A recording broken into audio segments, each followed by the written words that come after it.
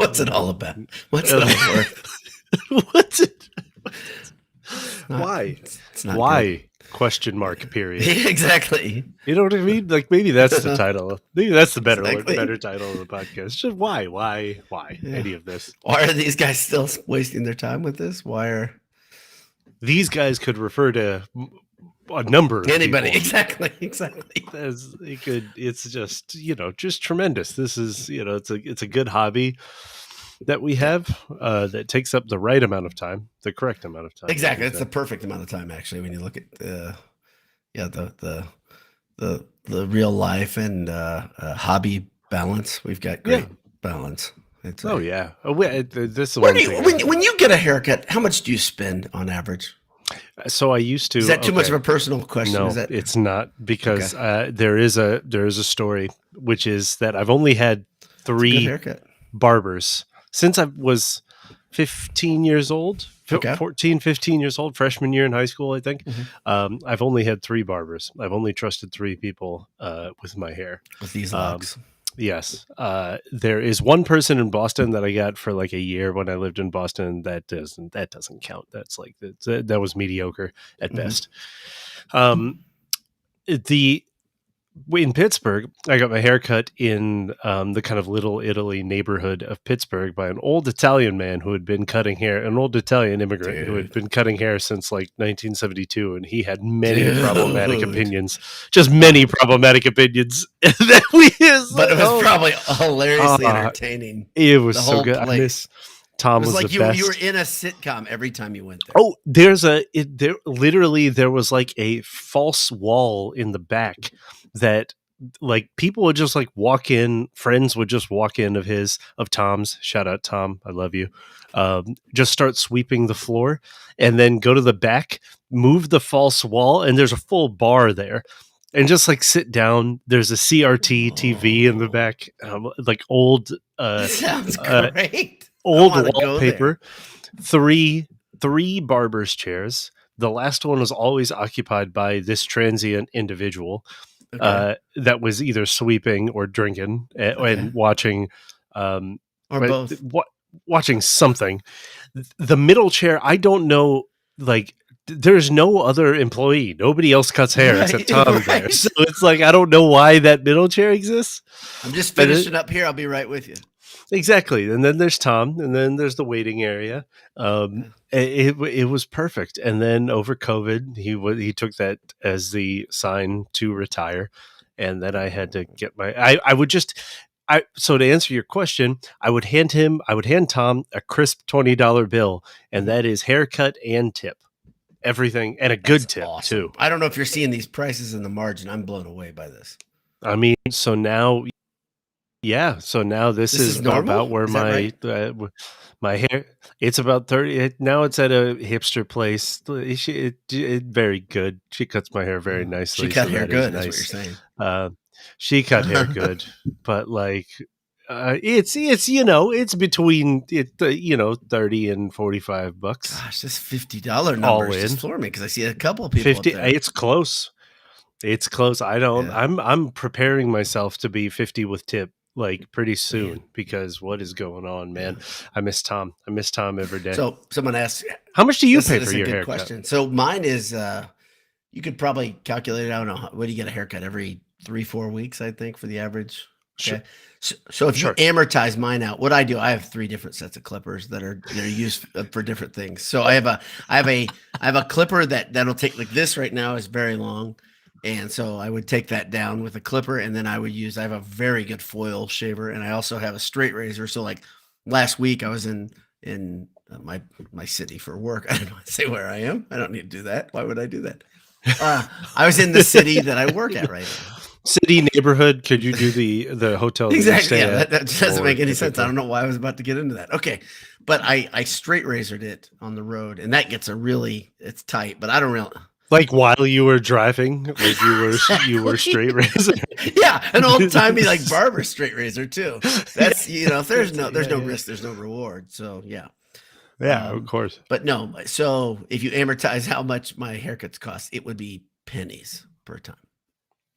But so do you go though? Do you never spoil yourself a little bit and have them trim the beard? Nah. Because I think they would do a great, like with the hot towel on the beard and like the hot foam machine, like just getting It would be that great. going on the neck and the Great. top. Never. You should do it, brother. You Never should do it. You're good. You deserve it, man. Treat yourself right. You treat yourself. Yeah. You know what I mean? That's a good beard. Well, it's so the beard I'm pretty consistent with because one of my I have a very good it's a 5-star wall clipper, very good clipper. I got one of those over the pandemic. They're awesome. Like, it's like a game changer. If you've been using cheap ones and then you go to that, you're like, whoa, this thing will cut through anything.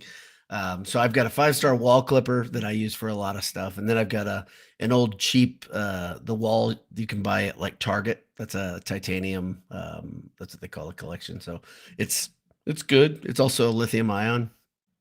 So, but that one get a little bit closer. What I really need is I need one of the true barber edgers to really get in tight. No, what you need is someone from maybe loosely affiliated with the mafia to come to your house and on your back porch overlooking the grand grand waterway, the grand view.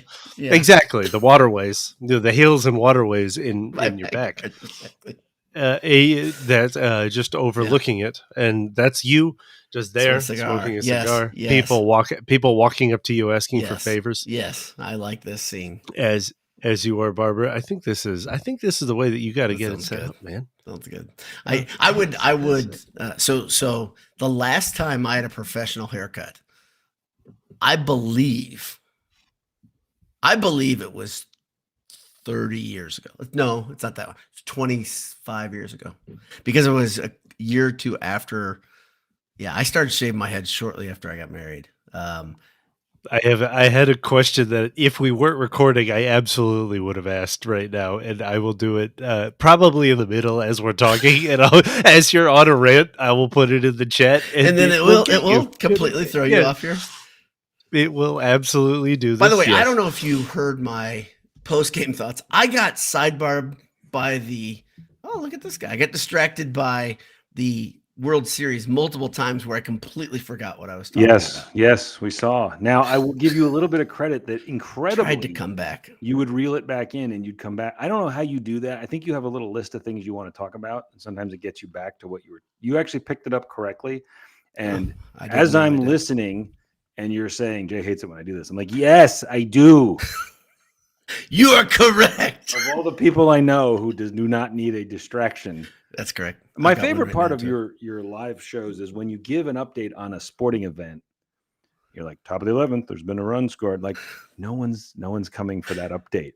Dude, we had 100 what? Dude, 150 people listening live. People love Purdue football. Can you imagine and then afterwards another couple hundred people, like always couple hundred people on YouTube afterwards, like in that. For basketball it's a couple thousand, which is nice. Many dozens of us. Why, what's wrong? Nothing. Do you guys have to say? What happened? What I missed. Who knows? Yeah, who knows? Who's to say what happened? Yeah. How much do you pay for your haircuts, Jay Money? You missed the discussion so far. Oh, we're going to talk about haircut? So we already did. Yeah. So now it's you joining in. So mine is probably like, I'd say 20 cents a haircut over amortizing my multiple clippers over each haircut. When I go to get mine cut, I pay like 30 maybe. Okay. You guys are both pretty frugal. If you look in the margin, people are paying $50. I've seen that. These are men. You got to find it. So there's a place that opened right by my house. It couldn't be more convenient, and they're very good. And does like I don't get it when people go. Is it Bo Ricks? Do you go to Bo Ricks? I don't even know what that is. Shut up, Bo Ricks, man. That's awesome that you don't know. That makes it better. You're old enough. You should know. I can even remember Bo Ricks' jingle. It may be a Midwest. I didn't grow up where you hillbillies grew up, so I don't know any of that stuff. Bo Ricks was a competitor with Great Clips. Well, there's your problem. Going to play. So one time A franchised haircut place is a problem? Why would that? What name one reason that would be going to the Olive Garden? I mean, you're going to get what you need, but is it really? You just point at the number on the wall. We will it's not. Like Kim Jong-un's approved haircuts. Oh, the pictures from like 1983. Yeah, it's great. They didn't have that at Bo Ricks. Do you want that one? Would you like one like that? Yeah, I do. They have a big book where you could look at the haircut, and mine was bowl cut. Give me bowl cut. I want you to go into one of those places right now with your hair and say, "I'd like that one." So J Money is a evangelist for if you have to wear a dress shirt, get it tailored. Right. Like this, it is worth it. It will make you look better. I spend money on things. No, absolutely not. So now I am asking you. I was trying to convince Boiler Dad that he should absolutely go in and get his beard trimmed. Don't worry about the hair, but like have somebody do it for you, babe. Just what? Here's the problem I've got with it. I'll tell you. Here's the problem I've got with someone caressing your face. We don't. Well, yeah. I got a story there. But the whole thing about beard, it grows so quickly. The beard becomes unkempt very quickly. I work on my beard being consistent, somewhat consistent, once a week. Like it's not. I can't. And my hair, I cut my hair on my head twice a week, so I don't look like this, like I do right now. And it's very long right now. But like once a quarter. You can go in once a quarter and get that hot foam. You're saying it's just like this is like a spa day, a male spa day. Really. Yeah. You'll feel good, man. They'll put the towel on your face. You just sit there pondering life. I can remember that too. Went on a couples massage with my wife at a Jamaican resort, and I was so in pain afterwards. She kept telling me that I was too uptight. My muscles. You'll find this hard to believe. Agreed. And she was. Full, working it. Oh my gosh, elbows into me, hands. I was like, which is what you want on a vacation. Yeah, exactly. It was bad. So she gave me they say that's the best massage when you leave a little sore. And I was like, that's not. Massages, I cannot advocate enough, especially as you get older. Massages, a few times a year. I'm not saying like if you're quite wealthy and you want to get one every month, fine. But like you got to treat yourself now and then, at least quarterly. I think after a workout, you're all sore. I'm telling you, man. You a petty guy too? I have gotten pedicures. Yes. Wow. It's another treat. I don't like. It's a good thing nobody listens. I bet. Don't touch my feet, brother. I'm with the nation. I got a few rules in my life. Don't touch my feet. And you feel very pampered. I'm not. See, here's the great part. I could do the nails. I can do the mani, but I can't. My feet. Okay. Interesting. I'm telling you, man. Who are you trying to impress? Who cares? Who cares if someone judges you for getting a pedicure? You're in there and all the ladies are in there and you feel like one of the crew. You're just like, you get the best gossip. Oh, I just don't like the concept of people touching my feet. I think Patrick Kennedy says Brazilian wax for the crew. When we win the national championship, we will live stream this. The day after, hungover. Just a landing strip. Some people get tattoos. We get group Brazilians. Landing strip. That's perfect. Oh, that's so good. When I went to India, I just like on one of the vacation, like one of the like 2-week trips I'd take to go and like visit my grandparents. I was in need of a haircut, and I went there once. I was like a teenager, maybe like in my early 20s. I started cutting the hair, and it was all good. It was nice, little razor on the neck action. That was great. But he didn't, after the razor on the neck, he didn't take off the bib or like, the thing. And so I was like, is there something else? And then he oiled up his hands, and then he started massaging my face. This is in India? My face. Yes. What did the oil face smell? Was that nice? Not my head. He eventually got there. Like yes, like my cheek, my jowls, my cheeks, my sinuses. No good? My face. Feel better afterwards? I'm sure that if you are going into it expecting a facial massage and a sinus draining, you would feel great. But for it to be sprung on you without any warning, it wasn't in the fine print when I asked for a haircut. It was a little strange. I went to a guy for a while old school barber, who towards the end to clean everything up nicely would take out the old school straight razor. Now, the only problem with that, yep, that's what mine does now. Yeah, it's clean, but all I can think is he could murder me in a split second. He could just kill me right now. Like, this is how you get whacked. Maybe it's growing up in New Jersey. Maybe that's my mentality. It's an ultimate power move, man. You're mafioso. You know that they're not going to do anything. So exactly. So not a fan. Speaking of being able to kill our souls swiftly in just one fell swoop. Hey, Purdue football, it's great. I don't think we haven't had to say this in a while, but Boiler Dad, I think you're on mute. We haven't had to say that, or you were building up to something. Which is fantastic. I know, exactly. It's Zoom. It's like the Zoom link. Oh yeah, I know. It's fine. So I think Michael, I think, had the best impression or the best takeaway from the game, which is I think with enough moral victories stacked, we will be able to go to a moral bowl game. So I thought about that after he said it because I thought it was a great comment. But I think to go to he talked about the moral win playoff. Playoff? I don't know. To get the moral win playoff, you got to really play well versus Ohio State, not you. Like really, hang for a half on both of them. Yeah, for sure. So for sure, we can play our way into the moral playoff, but we are still on the outside looking in right now. You know what I mean? I think we may have qualified for the moral bowl game, which is great. Yeah, I think. Yeah, I think so. I think right? So. Yeah, like one of those cold weather ones. It's not like we're not going to Florida just yet, guys. Right. It's like a Detroit moral bowl game. But Boise the moral has a real bowl game, but the moral bowl game is like in Montana. Correct. The Motor City indoor. The Motor City Bowl, the Little Caesars Pizza Bowl. Right now, the other one is the moral one is in Kalamazoo. Yeah. Pinstripe. That's another good one. Yeah. Well, Pinstripe is a great one. It's in somewhere in New Jersey. You pick a random township in New Jersey. Jay, you know how about this. It's like in Trenton. It's at like a high school. It's in Trenton. The Trenton Bowl. Trenton High. Where everyone wants to be in December. If a Trenton Bowl landed on the schedule, you wouldn't be the least bit surprised. Some of the places they have them now. I can tell you, I wouldn't be surprised at the same time. I've spent time in Trenton, and it is not a great visit. It was a long time ago. It was not great though. I like how you say it's a long time ago. Like maybe it's gotten better. Maybe it's maybe it's gotten better. Maybe hey, don't insult the good people of Trenton, New Jersey. Okay.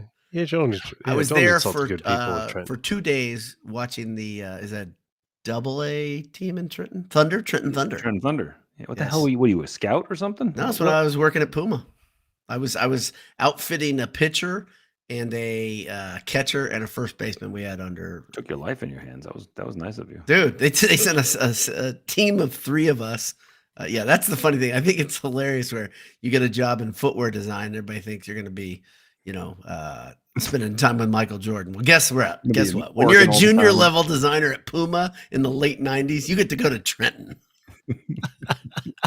This is all real. This is all true. I don't know if I've ever told either of you guys that story. No, who was Puma's? Did Puma have signature athletes, or were they in like the tennis sports? I got to meet Serena Williams. I met Jay Williams, the one who played for unrelated. Yeah, they're not related.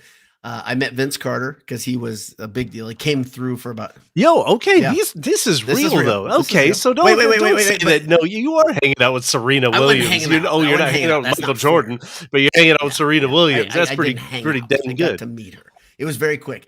Vince Carter's meeting very quick, and the funny thing is, I was one of 8 designers in America at that point, and Vince was not very warm to us. So look at that. He got a Fightin' Taters. And we got the Fightin' Taters shirt. It's very good. Jay Money has Fightin' Taters. Where'd you get the Fightin' Taters shirt? That's a good lead there. I got this from Home Field Apparel. Fightin' Taters. It's black. I wasn't sure on the site. I thought it might be brown because of because their color scheme. Makes more sense if this were brown with Idaho. Potato. Right. But no, it's black. But it's cool. It's awesome. It's the Fightin' Taters. It just says Idaho Vandal Football, Fightin' Taters. I love it. Love it. It's great. Home Field Apparel. Tell them Boiler Dad sent you. Yeah. I don't know what that'll. Yeah, that won't do anything, but you should get one anyway. You should get one. That's a very cool T-shirt. So, but no, I got to meet Rich Garces and Lou Merloni, mm-hmm. and one other Red Sox, but they were coming up. They were in Pawtucket. They were in Pawtucket. I was actually going to ask: is this like during? Is this during? The so it's before days, or? The names are great. It's before the Red Sox got good. These guys were called up from Pawtucket. It's like and. You're just like saying these words as if they are not a ridiculous. Pawtucket is a town. Pawtucket Red Sox. Did you say? Yeah, it's a Pawtucket. Yeah. Pawtucket Red Sox. New England has a lot of. Are they still the minor league team so. or the Pawtucket? Yes, I lived in Rhode Boston. Island. I heard of Pawtucket. Okay. Yeah, okay. John Hawks corrects me that Idaho is black and gold. Thank you, John. I need to go. My son and I talk about the Vandals all the time, and the Kibby Dome. Guess what? If Purdue keeps doing what they're doing, we'll have lots of reason to go there next year. Next year is going to be all road games, and not necessarily for Purdue. We're going to hit the BS Texas, road we're going to show. hit the Northeast. We'll have the one Purdue road game I do plan to attend next year is at UCLA, and I hope that is also in November. That's absolutely because I would love to go to LA in November. Yeah. And watch James Franklin's UCLA Bruins. That'd be. I can't wait till it's announced. Watch Brian Kelly's UCLA Bruins. Don't do that to yourself, UCLA. Don't do that. Is he going to get? Okay, let's talk about that. Is Brian Kelly going to get another big time job? Yes. Yeah. Right away. No. Let's define the words "big time." Not right away. No. But he's not going to. He's not going to be. What's the word? He's not going to submit himself to like a coordinator role. No. Here, I think it'll be no chance. Non-power 2. How about that? Like he could go back to a place like Cincinnati? Yes. If Michigan State fires what's his face? Smith? Brian Kelly? Like that dude sees himself as he's had 2 of the best jobs in college football. That's a good job. But I don't think, and he could rule place, you know what I mean? Oh, they'd be good. So the other, not rule like as in the results on the field, meaning he would be able to run the athletic department if he wanted to. Yeah. So it's like those are the type of things where it's like, I could see that. I think UCLA might have, there might be too many. I could see Franklin to UCLA would be funny. For all but Vatek, I think he stays here, on the east, this side of the Mississippi. Yeah, so I think Virginia Tech I think it'll be bigger Florida, than that. He's not damaged goods. I don't think he's damaged goods. I think he would be the perfect hire for Florida if Lane stays at Ole Miss. Let that happen. No, they wouldn't like that, but it'd be good for their program. I agree. All the stuff we've said about him, in the end, he builds a great program. He recruits really well. He does everything but win big games. And it sounds funny to say that, but he still wins a lot of games. Like there's a lot of schools that would say, shit, we'll take 11 wins and you think? And compete because the truth is you get into the playoff, right? Like anything can happen. Anything can happen. So absolutely, school will talk themselves into that. Time out real quick. Just let me get out because I had a good conversation about this 11-win thing with Franklin. With him, I think he was on a. He talked with James. He drove to the State College, and James you just made it sound like you talked to James Franklin. You said I had a conversation about this thing with James Franklin. Yeah. Okay, I didn't have it with James Franklin. Oh, okay. I had a conversation about James Franklin with other people who like college football. And my belief is that in like 2 years, Franklin would have broken through and won one of those big games. Sure. And it would have been one of those great feel-good stories. They finally did it. Right there. He was right there. He led in overtime against Oregon. He led in overtime a month ago against Oregon. So you agree that it would have happened in the next 2 years? Hard to not. I think, exactly. It's hard for it not to be, right? Over and over. So that's right. I mean, it's the Painter thing, right? Which is like now Painter stayed long enough where this is, but he's not. I understand. I understand. Painter, people still to this day talk about, Purdue losing early. No, what's the surprise? If you look at the stats and the numbers, the number of times he has advanced, at least to the second weekend, is an incredible number. It's just that the losses have been big stage, but when you go that many times to something that's as big of a crapshoot as the tournament, a 1-game elimination, but I will dig in on that he even years ago was going to Sweet 16s regularly, and he really had his early career at Purdue. I always say this: he was very good at playing the seed. They were very good at making the Sweet 16. Mm-hmm. Then there was a swoon. There was a lull. Right, things were not great for a little while in the tournament. Right, and it came back. That's it. It's pretty simple. That said, there are idiots on Twitter that don't Many. seem, yeah. It's amazing to me. I'm like, and then I go and I'll say a comment. I'm like, why am I doing this? Why do I care? Exactly? You're not going to change any I'm not minds. gonna- yeah. So what's the point? They can pounce it and screw them. Yeah, but I think so. So I agree. Franklin's a good program builder. I think but I agree with you. He'd be good at Florida. Yeah. As far as getting him back to being really good all the time. Yeah. But they're not. There's no way an SEC program like LSU, Florida, even Auburn he'd be good at Auburn. He'd be really good at Auburn. Oh, that'd be good. Yeah. Oh yeah. But that's what Auburn needs right there. That's right? exactly what they need. It's what Florida needs. To Anish's point, Right. that's absolutely what they need. And but these programs Here's all the other think they're thing. national title winners. That's let what me they tell all you do. something. Let me tell you where Franklin, what he was missing to get over the hump. You ready? Yes. A good quarterback. Yes. It's really that simple. Yes. Drew Aller wasn't very good. Nope. Who's the guy before? McSorley was not Trace that McSorley. good. Right? This is the thing. They're all highly Was rated. he there with Hackenberg? He was, right? Yeah. Hackenberg sucked. Exactly. Man. And all these guys, like, because what's his name? Aller's going to have a chance to have a cup of coffee in the NFL. The other two have been in the NFL. They're all that good, but they're not good quarterbacks. They're not dynamic quarterbacks. They're not. Here, and there's a segue right there about Purdue football, right? Yes. Speaking of bad quarterback. Whoop. Nope. Sorry. Purdue needs a dynamic guy, right? Yes. You can't have a guy putting up 115, 130 your point yards passing. Was I'll restate your point that Purdue needs you said what I've said, and I'm not the only one who said it, but spend on an offensive coordinator this offseason and a quarterback. Yep. Say, I mean, but before you go, your point's valid. Do not go after a sophomore. This is the thing that kills me. If you look at the guys that transferred into Purdue this offseason, I think it was 3 sophomores, if I remember correctly, and you had Brown come back. Okay, I got nothing. I'm trying to be as clear as I can. I got nothing against any of these guys. I really don't.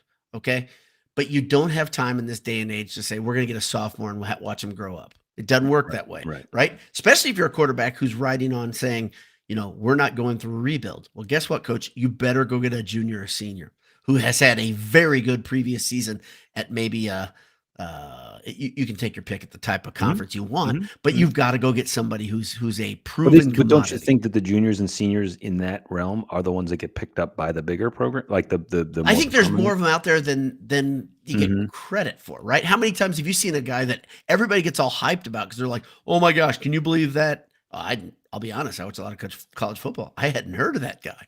Right. It happens to me every season, right? And they are good. I think it makes sense. What you are saying, I think, makes sense for where Purdue is right now, which is this year has not been good enough. This year will not be good enough. Like Purdue will have underperformed in terms of the win-loss column this year. Like below, I think, all of our expectations, right? All of ours. Not every Purdue fan, though. There were some Purdue fans that they're going to win 2 games again.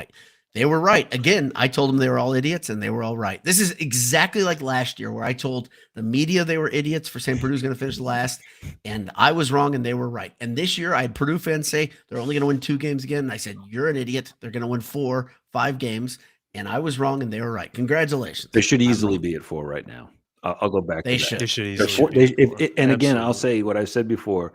If everything else is the same, but they hold on against Minnesota and they hold on against Rutgers, it's the same bad team, but you're 4-5, and you go, you know what? That was a great first season for Odom. And I said this. I don't think I said it on a show. I know I said it to some of you guys offline, but there are good bad teams, fun bad teams, and there are bad teams, right? And Purdue's had over the last 6-7 years some really fun 4-win teams where you were like, this is fun every time we go because they might win. They're going to scare somebody. They're going to win a couple games. Even Walter's first year, we talked about this more than once. 4 wins, a win at Tech, beating IU, every game being kind of exciting. You were like, this is great. This is fun. It's not what you want every year, but for a bad year, that's a hell of a lot of fun. One of you guys had the best point of anybody, and that is that you can get away with 4 the first year and have a fun 4-win season. Right. Next year, you can't. Yes. Because the goodwill has worn thin. And you're hurting yourself with the 2 this year. If you won 4 this year, you have so much goodwill going into next year. This is my exact point. You can't do that next year. You got to win 5 or 6. This is my exact point, which is I actually would be okay. Like, I think that for a team like Purdue has to zag in like any time for us to break through, right? Breakthrough meaning 6 to 8 wins, right? The thing here, I think that Painter has shown is that there is a benefit for continuity, right? There is something to growing with a quarterback. There is something to growing with certain tent poles. Sure.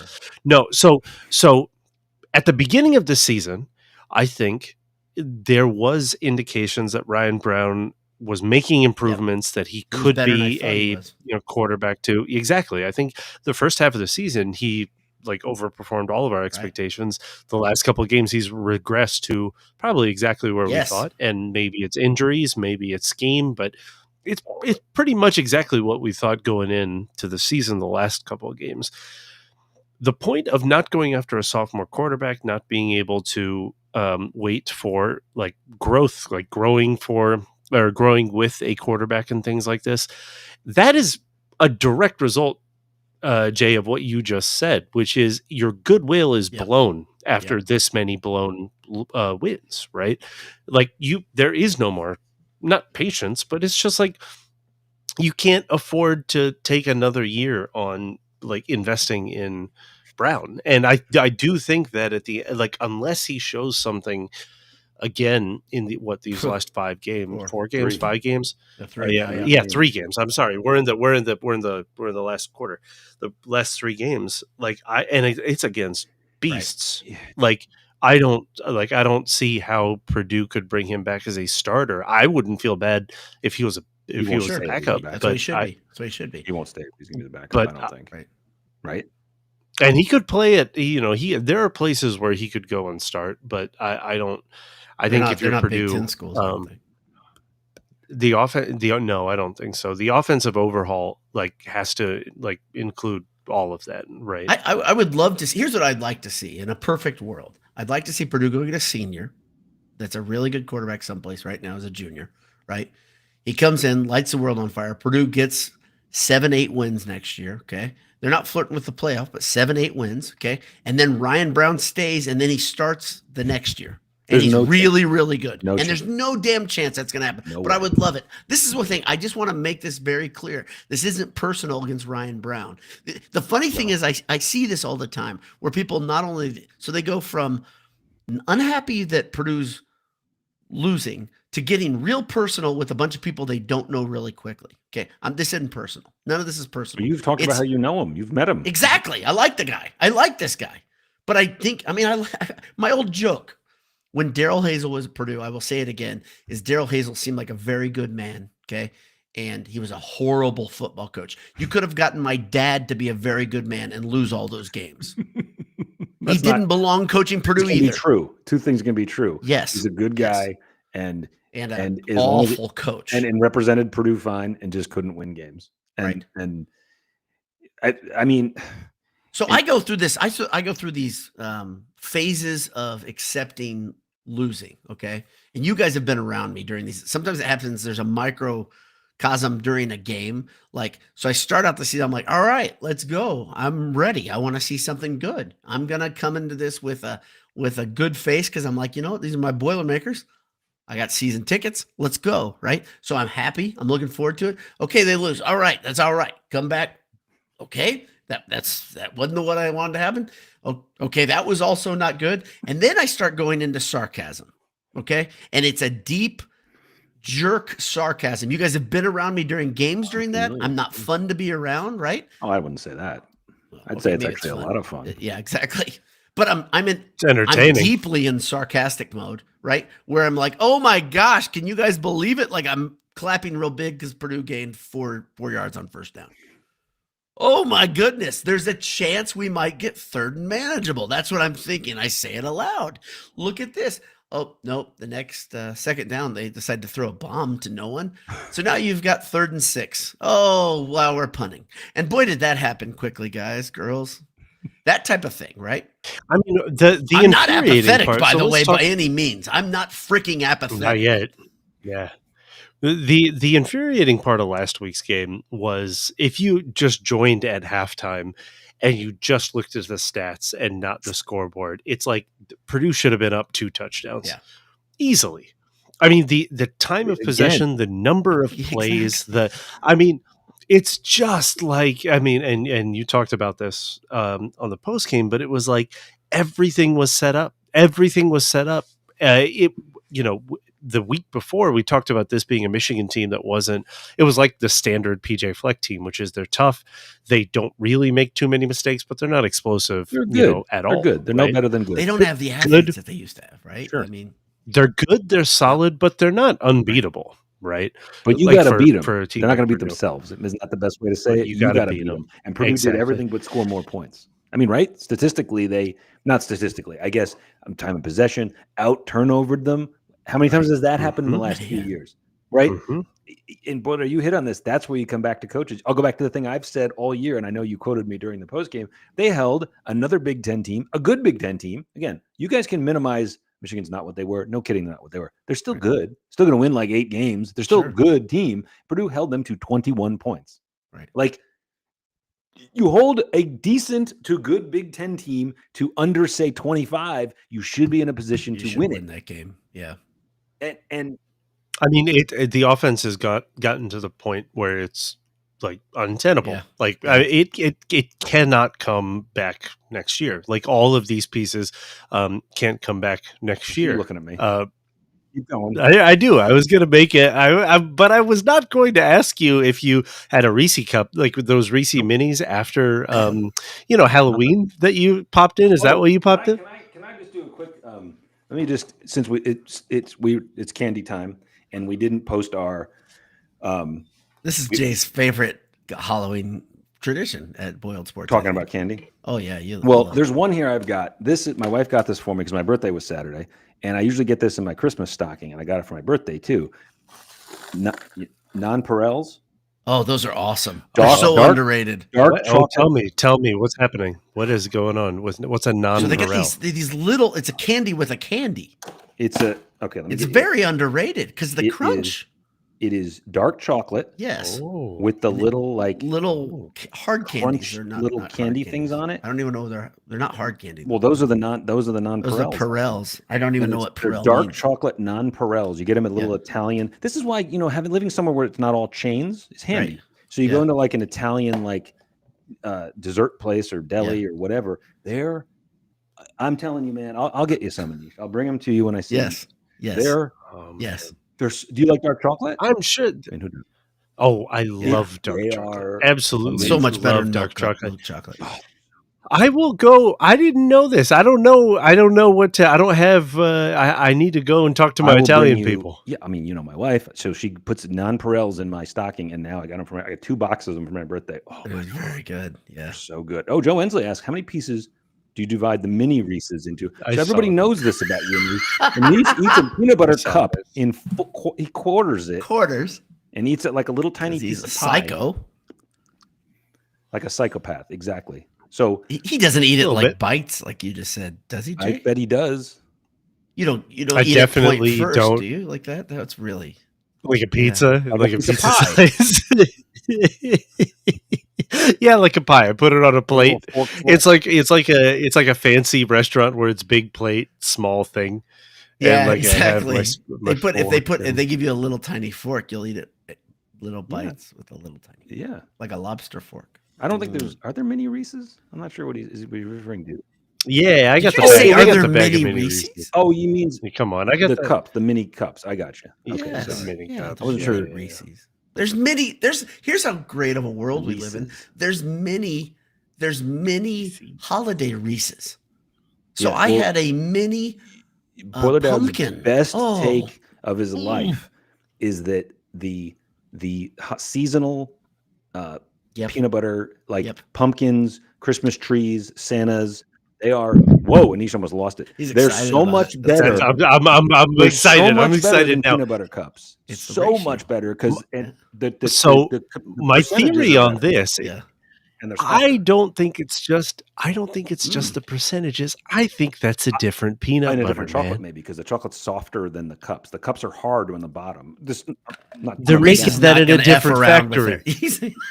That one comes in from what? It's a different factory, man. That's the Atlanta. The Hershey. Atlanta, yeah. So Yeah. Anyway, Pawtucket. It's in Pawtucket. You're learning all sorts of things tonight. It's great. I love it when Pawtucket's a nice. Well, part of it's a nice town. Yeah. It's old. You could have just. Old. You can't ever do it. It's like when he does a read for AJ's and he's like, "I didn't go, but you should." That's my favorite when he's like, "When you're on campus, go to AJ's." I didn't, but you should. Well, here's the thing. I wish I could be a better BSer. I'm not good at. I had a coworker this week say, "You're you're an honest guy. I appreciate it. But I think you've got loose lips. I think you will talk a lot." I said, yes. You could dial it down. I said, yes, I will. You have to be reeled in. And sometimes. And I said, I will. And I said, but here's the problem that I've got. So let's say if I make the mistake of talking behind somebody's back, I will go to that person I talked behind their back and tell them what I said. Yeah. Well, and I said, hey, I want to tell you, I was just talking about you. And this is what was said. That's an honest man right there. Well, but she said, that's a problem in corporate life. I said, I don't do anything corporate well. It's a recurring theme with me. It's cost me money. It's cost me jobs. I don't care. I don't know. I don't know how to do it. That's the thing. The lie of omission to me is such a big one. And it's not incredible really that you've been married for 25 years and you don't know about lies of omission. It's just, but you've seen the way I interact with her. Poor woman. By the way, tell her what is absolutely being thought. She's still there. She's still there. She's amazing. Speaking of AJ's. Well, speaking of this, did you end up going to AJ's this weekend? Did you beat me to it? No, I was gonna because I was gonna do the quick AJ's hit this month. Remember how we were there? Was it last month? And we had the special of the month was Anish, what the hell was it? Was it the ghost pepper? Ghost pepper. That's what it was. Oh, the ghost pepper really wings. Good. Yeah. Don't rub your eyes after you've had them. That's real. PSA. This month is hot honey, and I said on Twitter or Instagram, I can't remember which. I said that's my nickname for Adam, and the reply from the Ages account was "Stop it." We will not stop. Yeah. That's great because he has a good sense of humor. We will never surrender. That was you went a little too far there. That's my hot honey. I mean, I don't know. Somebody calls him that. I'm sure. Exactly. Someone should. Guarantee it. I guarantee. Exactly. You ever seen him, man? Yeah, ever seen him without a shirt? I'm not. I mean, what? Oh, sorry. Warm in here? Ooh, a little warm. He's working on his truck.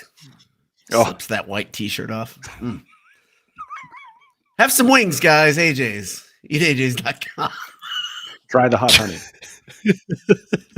New flavors every month, man. They're killing it. They're killing it. They sent you in for his hot honey. Oh boy, went too far. All right. All right.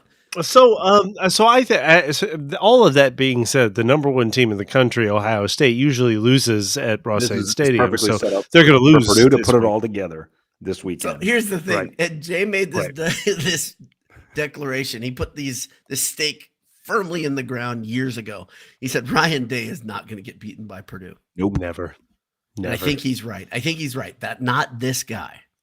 He's Ryan not Day that coach to do that. Has made it really clear that that's not going to happen under him. And I think for all the people who act like he's not a good coach, and I got into it, but I replied to somebody on Twitter that like last week because someone said something about if Indiana and Ohio State played, what's going to, it'd be great, right?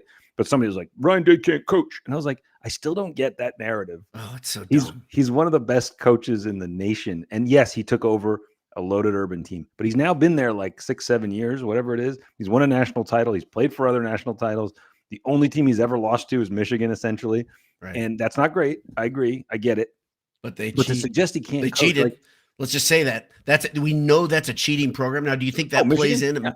Of course it does. Yeah, that should be thought of as part of the problem. Of course it does.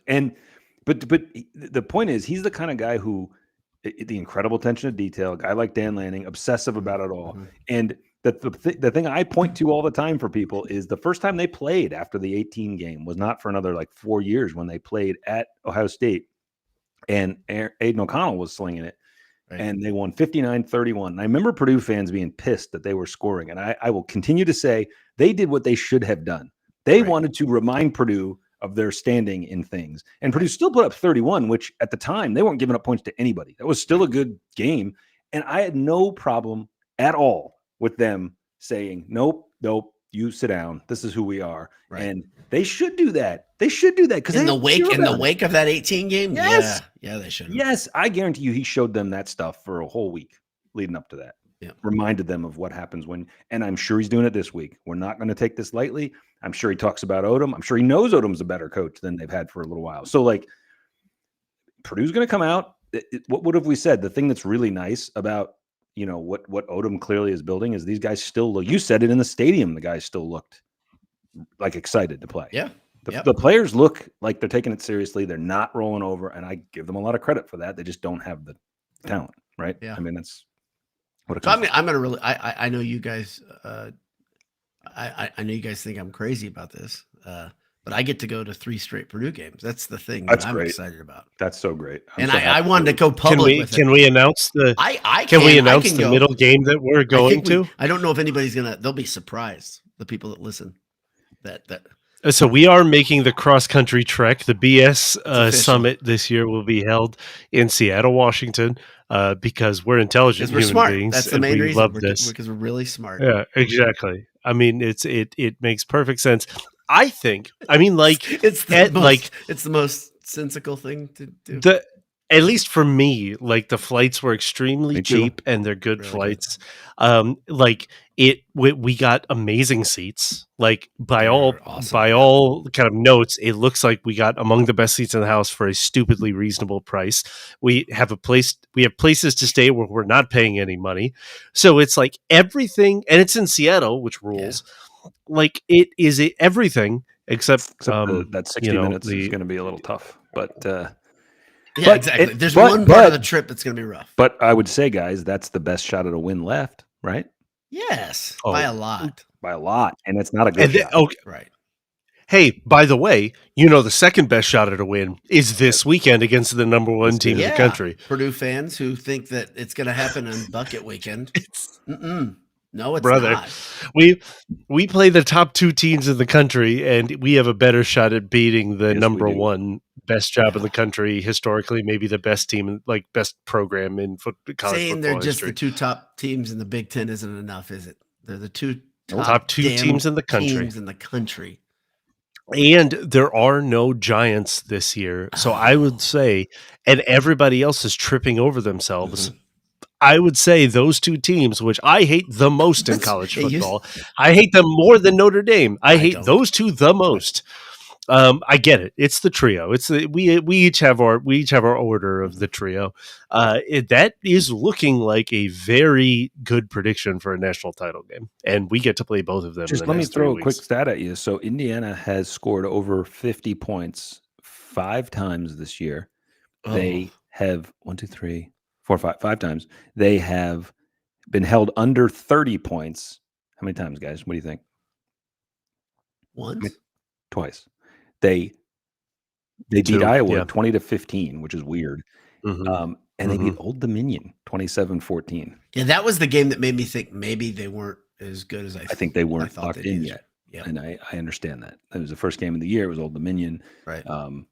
It takes everyone a day or 2 to figure things out sometimes. And then they went and just ripped off 56-9, 73-0, 63-10. Then they had the 2015 win. Then they won 30-20 of Oregon, 38-3 Michigan, 56-6 of UCLA, and 55-10 over Maryland. So there's a funny thing I don't know if you guys know Oregon fans, like real Oregon fans well. I know a couple, and they're like, man, I want another shot at IU. I'm like, you sure about that? Do you? Are you sure about that? Well, because I think Oregon is one of the teams. I think Oregon is one of the teams where I would have faith because he's a psycho. Oh, he's nuts. He's nuts. Too. So is Signetti. Yes. Yeah. And he's got his dudes there, man. By the way, IU's best shot at a loss is this weekend. They're playing at Penn State because then they've got Wisconsin and Purdue. So if they're going to lose a game this year, it's going to be this weekend before the playoff. They're not going to lose this weekend. They're not going to lose this weekend. But I do think it's the best chance that they could lose. They're not going to lose to Wisconsin at home, and they're not going to lose to Purdue. So looking at a 12-0 IU team playing in the Big Ten title game and maybe winning it, right? I mean, at that point, how do you not say they're title favorites? Like, favorite, Heisman favorite. Yeah, it's literally bizarro. Hard to get stuff. your mind around. Like you just said that, both you guys saying the two top teams in the nation, and everything gets all. And you're more afraid of IU by a lot, aren't you? Well, I'm more Not afraid of even IU because of the close. ramifications of that ass kicking, right? Just We've in been general, through the yes. ass kicking by Ohio State. That's okay. We get over that.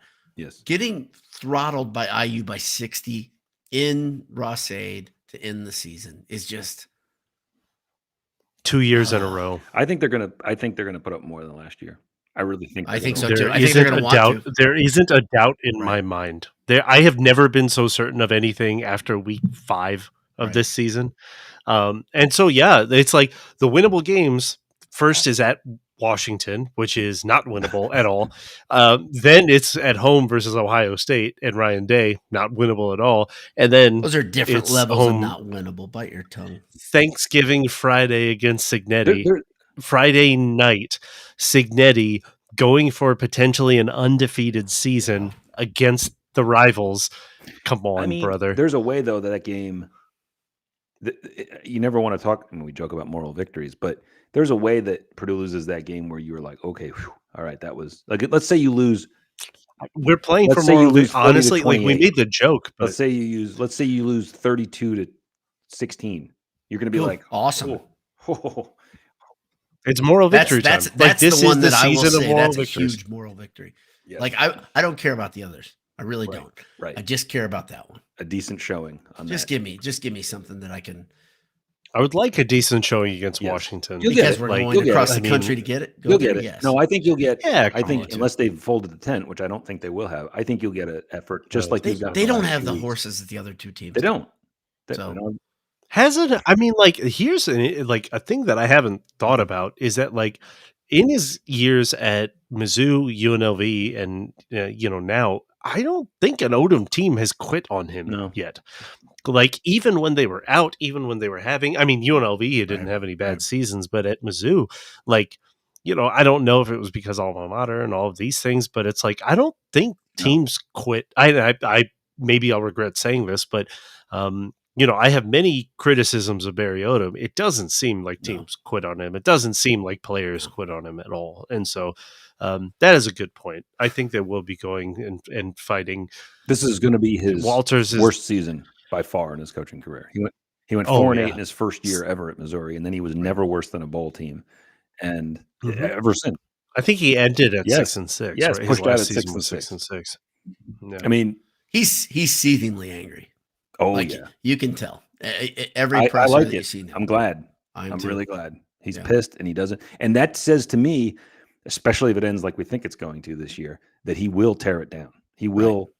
It has to be. I mean, the offensive side, though, I have no problem if minimal changes are made on defense except personnel, but which is crazy. Like offensively, the first few weeks of the season, you thought, man, but offense, nothing can come back offensively. Honestly, have we talked? Like I don't know. I missed the very beginning. We didn't talk about Devin Maccabee's season being over, which sucks. No, we didn't, and that is the worst.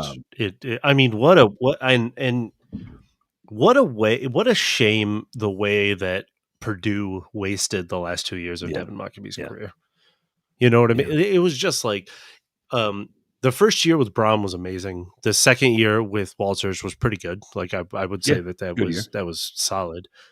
Like just last year, like he had some good games, but it was a waste. And this year was an absolute waste. And it wasn't his it wasn't his fault. We've talked about this, which is like he is a tandem, best to use as a tandem back or best to use in a system schemed specifically for his strange skill set, right? That's why he was a walk-on, right? It's like Braum and even the first year of Harrell and Walters like put together packages that made like that maximized his skill set, and it was completely wasted the last 2 years. And that's a representative of Purdue. A great guy, great guy who wants to be at Purdue, wants Purdue to succeed. Sometimes this happens, right, with a program where you're like, you just say that guy deserved better, right? And I mean, we can think back to Jay when you and I were there. That happened with All-Star deserved better. Mike Allstott was very much a more talented Devin Maccabee, but like very much the same kind of guy. Just does whatever you ask, represents Purdue well, really good. Never got to go to a bowl game even. Like. I mean, and for again, we bury the former walk-on thing into the ground the amount of times that we bring that up, but it really matters. And the fact that you're bringing up Devin Mockabee in the same sentence as Mike freaking Allstott, and it's not that much out of the for college careers, and what they were at Purdue, it's not that much out of the realm. It really speaks to Devin, especially, and I think it is different in this era. You know what I mean? Especially when so many of Purdue's genuine stars last year, like Purdue had like starters on very good blue chip football teams right now that left. And Devin was the one that stayed. The side there, Boilerman says number 4 all-time rusher, 2,987 yards, 13 yards away from 3,000. The only guys ahead of him, and that's why we mentioned him in the same breath, is Mike Allstott, only less than 700 yards ahead of him, Corey Sheets, and Otis Armstrong. Pretty good company to be in for a guy who played for some shitty teams. Yep. And the thing that I loved about Mockabee and before this final season was actually, let's go back 2 years. Okay, was Purdue had this really beautiful thing happening with walk-ons becoming big-time impact players, right? And having he and O'Connell right in the same time, you're like, okay, this is really cool. What's happening? And maybe you'll get guys that come here that are like, you know what? I was going to go there. I was going to play at this small school, but I'm going to go and I'm going to walk on at Purdue and I'm going to try to earn a scholarship because this is what I love the place. Right. I mean, that is, and maybe that's why we bring up the walk-on thing so much, because you think of him not in isolation, but with Aiden O'Connell. Right. And that was the story. Like, that was the amazing development story and discovery story, in the last years of Brom. Right. And, it was great. Like what a great thing. And Broxton Davis talks about, like Devin taking this time to sign autographs. Joe Inslee talks about being a freshman on the Big Ten championship, game, like championship, runner-up team, like his freshman year. It's like, great dude. This is the kind, and we all have trouble seeing him in the NFL. We all have trouble seeing him at the next level, which is why it would have been really cool if this year would have been kind of a featured thing, because he's one of those great college players, really fun college players, I should say, that it's probably not going to be there at the next level. But again, who knows? Hopefully somebody will give him a car dealership in town. Yeah. So the thing I can talk about, I think I'm at liberty to talk about this, is he was given a very, very good offer to go someplace else in the offseason, December of last year. And I heard it from a great source, and he didn't think about it. He didn't entertain it. According to the source, great source, says he didn't. The source says you should listen to this, but he didn't. He said, I'm where I want to be. Yeah. And so he took less than a third, I think, of his offer, according to this source, to stay at Purdue. I mean, that's awesome. For one, that's a shame, and Purdue should have upped that offer, because he was he was the only one that stayed. So that should be something. That should be exactly. That should be not a good thing. That should be a thing that Purdue is ashamed of. But second, there is value, in being beloved at a place. I was just watching the Pacers play Milwaukee, and how easy it would have been for Miles Turner, leaving for a rival, to be still beloved by the Pacers, which is just like, by Pacers fans, which is just like everything changed with Tyrese's injury. Like, we had to do what we all had to do what we had to do. I'll never, forget Indy. There are ways to do this where, even leaving, but especially with Devin, staying and being a part of that fabric, you become beloved, right? And it's the flip side of this, when you're not, even if Devin would have taken that offer, like I don't think it would have set him up any better for the NFL. Right. Like we all think it's a really long shot for Devin to be an NFL player. And it more depends on his physical development and his like where he ends up, on a practice squad, or where he ends up like drafted late, right, or going as an undrafted free agent, rather than where he played his last year. And so the choice to be, there are other reasons why somebody chooses to stay at Purdue, which is interpersonal, which is academic, all of these kind of things. But the choice to stay and to be like a beloved figure here, I do think will actually pay dividends in the long term for him more than just 1 year would have at a different. Hey, the noodle says, let's not forget Maccabee getting his mechanical engineering degree played a huge role. He's going to be an engineer, so that's pretty good. And he valued that a lot. There's no doubt about that. And that's one of the aspects of the things that kept him there. No doubt. So it's absolutely huge. And he is a different bird, though. That's the thing. And we've had this happen in the last year in Purdue basketball, a very similar thing in that we saw a very good basketball player who came in relatively highly touted, and he didn't get a ton better during his career. And it's okay. It's not an indictment on the man. Okay. Caleb First, right? Reason Caleb First, in my opinion, didn't get a lot better is Caleb First had other things that he cared about a lot, right? Is that an awful thing? No, it's not an awful thing. Caleb First, especially when you're as excellent as he is, as he was, like exactly. And I would say Devin Maccabee also had other things that were very important to him. It's not an awful thing. He's still pretty damn good. Both of the guys were still pretty damn good. He went to college for college. You're kidding. Exactly. Went to college for college. He had a girl, both of them, in both cases, a girl that was very important to him, right? So that mattered to him, right? So probably, I don't know either man, okay? But could they both have developed a little bit differently? Sure, in an unusual parallel universe, but that's not what made these guys tick. So. And neither of them are both of them were excellent college players. Neither of them are probably. Again, Devin has. Did you think Tyrone Tracy would start a game in the NFL at running back? Exactly. Again, I have no. I did. There are these players who become like in the NFL, like Raheem Mostert rocked at Purdue. I'm not going to say that we didn't see his talent. Yeah, but I don't think we thought he was going to be this good in the NFL. No, you never thought he'd be a Pro Bowl, multi-year Pro Bowl, right? Get out of here. I mean, like a feature back, you know what I mean? And the position of running back in the NFL is completely changed. Yeah. And so, the profile is very different. Not everybody needs to be Bijan Robinson, right? But, or JT, right? Jonathan Taylor. You don't have to be this big, bruising, faster and everybody stronger and everybody Jonathan running Taylor back, right? To freak. JT's incredible, man. He's the only Colt that has given me happiness after Andrew Luck died tragically. That's the only one, though, really. The only one. The only one. That had to be a rough weekend, by the way, for a rough Sunday afternoon. I'm sorry you had to go through this on Sunday. That was not great.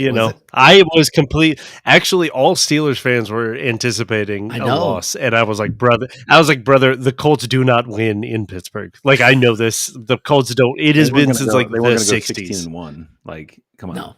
They're 7-2. They look so bad for part of that game, though. That was the wild. But they haven't looked bad all year. You're halfway through the season. They have not looked bad yet. That's You're true. allowed to look bad once in a while. Right. The funny thing is, so my brother brought this up, and many of the power rankings for NFL teams, the Chiefs were still on top because they're like, they lost to good teams and they were healthy. I'm like, they've looked horrendous. Yes. I've watched them play multiple times where they looked bad. Yes. The Colts have looked bad one time, and the they Chiefs did are able look to bad. spool it up occasionally and make magic happen, but it's teetering. Teetering. I would say Jonathan Taylor. I will say this. I will say this for anybody that will listen. Jonathan Taylor is the only Colt that I have any sort of faith in right now. Just right now. Warren, you don't have any faith in that guy? He's good. Again, all of these a good team with an MVP candidate. Like that is what the Colts are, and it's fine. I can tell you that they're one of us in this 3-man panel saw the Colts playing on Sunday. He said, that makes sense. I can tell you one of us saw one guy playing horribly, and he said, yep, that's what I thought would happen. There he is. There's the guy. Hey, make that two. Oh make my that two. Gosh, was that a bad game? Well, was he responsible for 4 or 5 turnovers?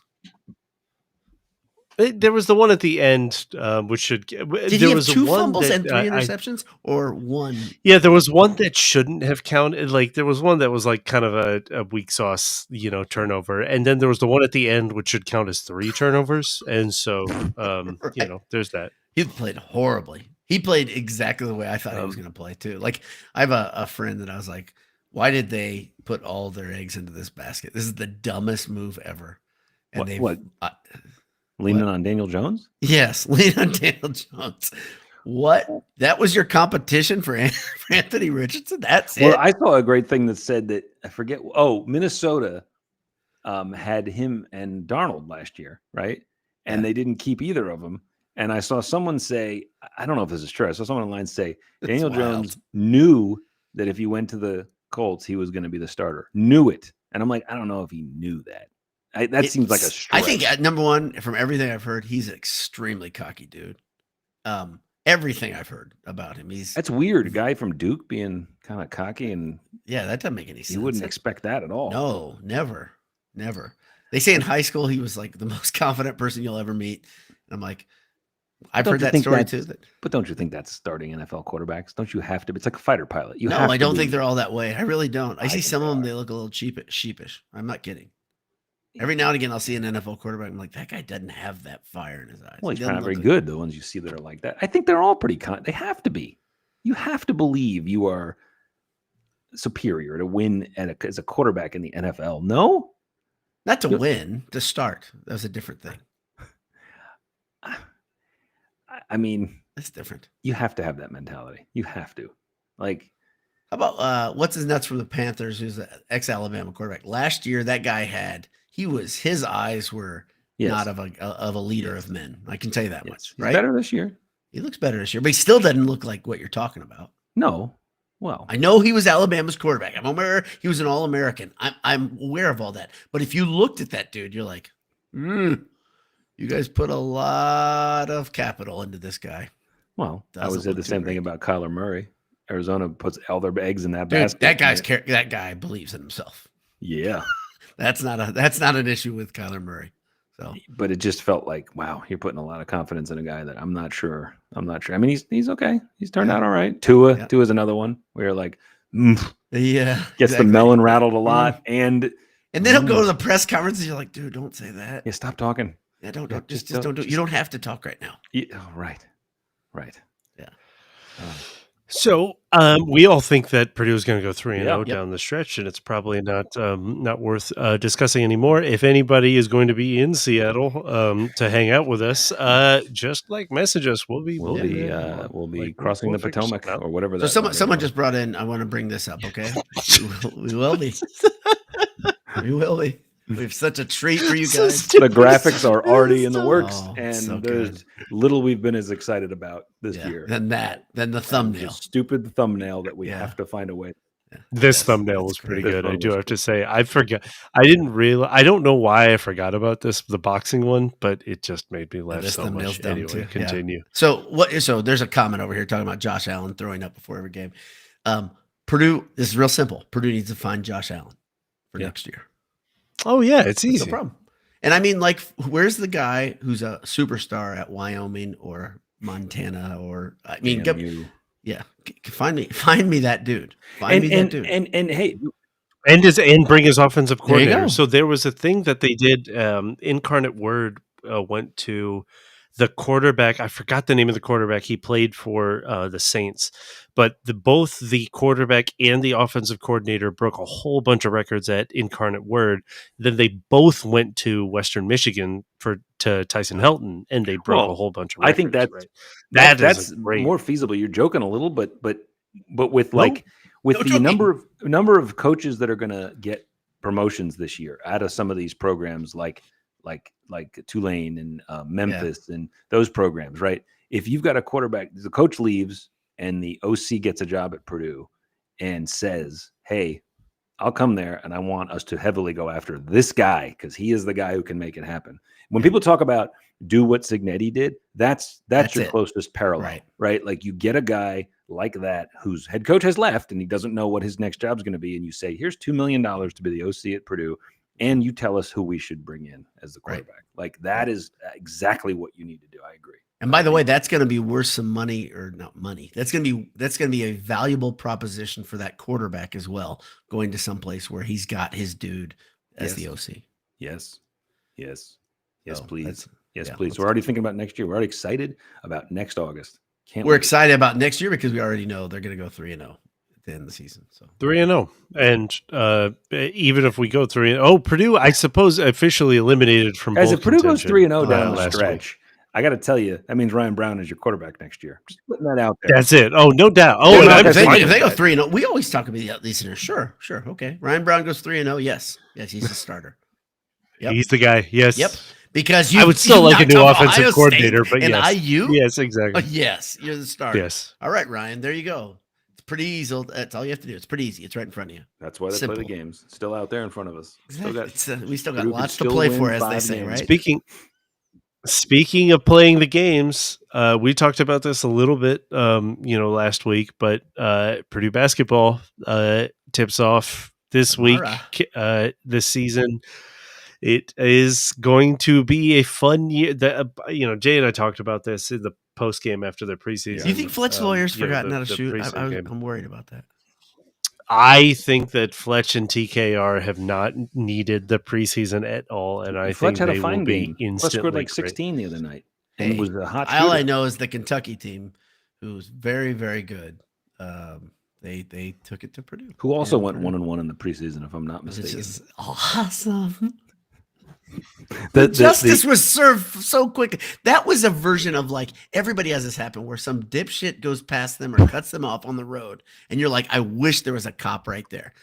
That was instant karma, right? Where you're like, Yes. oh my gosh, we didn't have to wait to serve this up to Kentucky. Nope. They served it up for us. That AI that went around of them bringing down the championship banner. preseason banner, as fast as they put it up, they have brought it back down. Yeah, that was, oh my God, just delicious. It was. Just delicious. Yeah. Oh, well, everyone who tuned in, the dozens of you, thank you for tuning in live. You are sick people, just like us. Correct. And we love you for it.